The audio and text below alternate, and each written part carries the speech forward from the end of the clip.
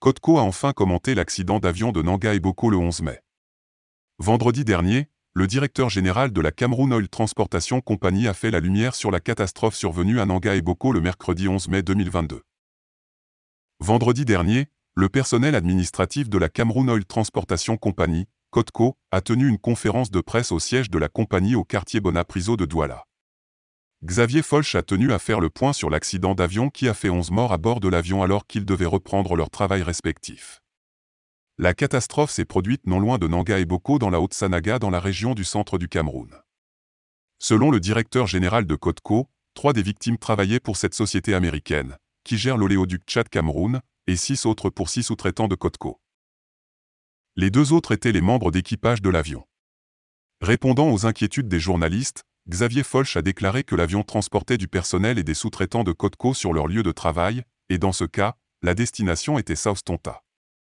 Les boîtes noires de l'avion ont été retrouvées par les autorités. Ils sont exploités, a-t-on appris du PDG de Codco.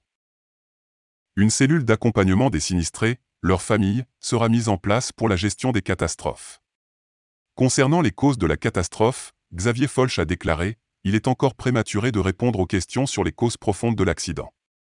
Par contre, selon les informations en notre possession, les autorités ont pu retrouver la boîte noire et on est évidemment en train d'investiguer. » Les dépouilles ont été déposées à la morgue de l'hôpital central de Yaoundé.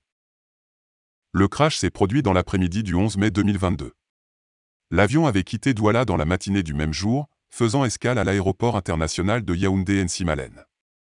De là, l'avion a transporté d'autres personnes, dont des employés de sous-traitants, vers leurs différents postes de travail. Mais le vol n'arrivera jamais à destination. S'il est en effet trop tôt pour démêler tous les fils de ce crack, il n'en reste pas moins que les réponses très sommaires données par le directeur général de Codco aux différentes questions qui lui ont été posées ont laissé les hommes et les femmes des médias mourir de soif. Par exemple, les informations sur les caractéristiques de l'avion, sa durée de vie, les contrôles techniques, etc. n'étaient pas filtrées.